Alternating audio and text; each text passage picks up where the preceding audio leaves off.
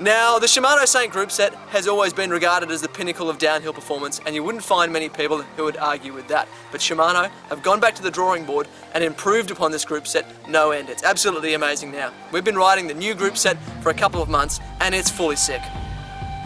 Now, it's really quite hard to know where to start in terms of the improvements that they've made to this Groupset. But the first thing that you notice is the brakes. The brakes in the old Shimano Saint Groupset were an absolute highlight, but they weren't known for their subtlety. They had a big heavy feeling, kind of like a motorbike clutch lever, and when they went out, they really went out. Those anchors locked on, and a lot of people didn't like the fact they didn't have much modulation. Now that is all changed with the new Saint brakes. These things have a much lighter feeling at the lever. The lever is a lot smaller and looks and feels a lot more refined underneath your finger. But most importantly, the power is incredibly easy to control now. The power comes on much more gradually, and that initial bite has gone.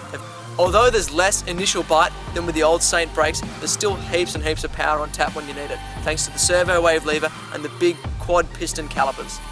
Where we most noticed the improvements with these brakes over the old Saint brakes was in dusty conditions or on loose, wet rocks. The kind of moments when you really want sensitivity in your braking, when you don't want to be locking up that front wheel accidentally. These brakes rule in those instances. Now, one of the areas that Shimano have put a lot of effort in is heat dissipation. To be honest though, we never had any problems with the old Saint brakes in Australian conditions. We never really got them to the point where we felt like we'd cooked them.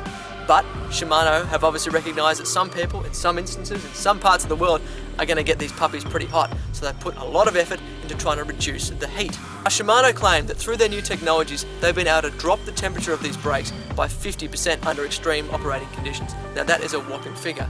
The way that they've done this is with ceramic pistons, which are designed to transfer less heat from the pad through to the brake fluid, which means less brake fade, and they've also started using a finned pad design. Now this is the same style of pad that we've seen in their XTR trail brakes and the XT brakes. The idea is that it increases the amount of air circulating around the pad, reducing the temperatures.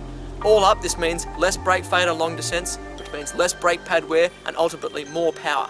One other technology that Shimano are also using to try and reduce the heat of these brakes is a new finned rotor. Now unfortunately these weren't available at the time of testing, but these things look pretty funky. You might have seen some photos of them kicking around on the net, again designed to drop the pad temperatures. Another real standout with these brakes that came into play in our Whistler testing in particular was that these brakes are insane in the wet weather. They didn't lose any power and they didn't howl or squeal. They were absolutely consistent in even the most atrocious wet conditions. Our only criticism of these brakes is that little Phillips head adjuster on the lever. That's the free stroke adjuster. It seems a little bit gimmicky to us. It doesn't really seem to make all that much of a difference. We think they could do without it. Now the second standout aspect of the new Shimano Saint Groupset is the drivetrain.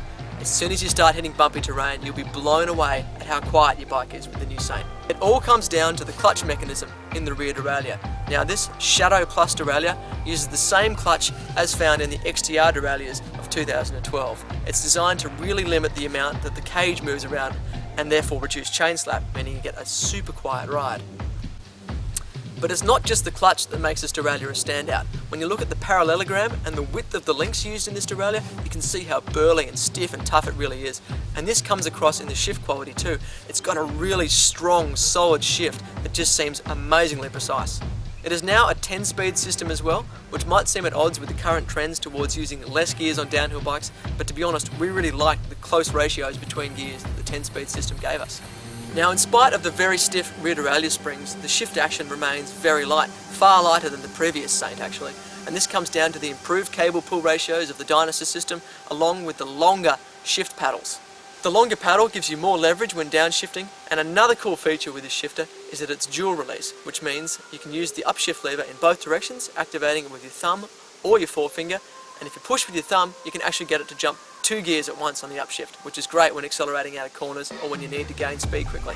Now we did encounter one problem with the derailleur, and that was that it used to bang into the chainstay pivot on our Norco, a problem that we found common across many bikes that had a low-hanging chainstay or used a horse-link pivot.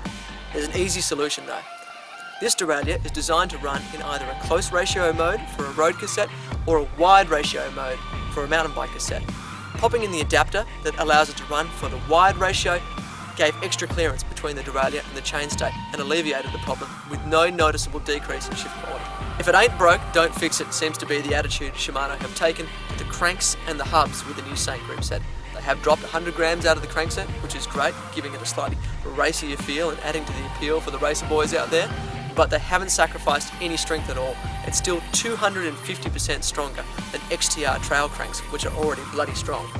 Shimano have also introduced a Saint specific flat pedal. Now this doesn't replace the classic MX30 flat pedal that a lot of people love, but sits alongside it. It's thinner however, with a larger platform. We've got a separate test on that coming up soon. Shimano also have a Saint chain guide on the way. Now we've seen the prototypes and it looks very cool. Super lightweight with a sprung lower arm to help get that lower slider out of the way from impacts. There have been very minor changes to the hubs with a small tweak in the outer lock nut design. Nothing to worry about at all here. Those hubs are bomb-proof. We've been running the previous versions for 3 years and haven't had to service them once. Previous version of Saint was already incredible. The new one is just even better. It takes it to a whole new level. This truly is the cat's pajamas, the duck's nuts, the bee's knees of downhill group sets. Winner, winner, chicken dinner.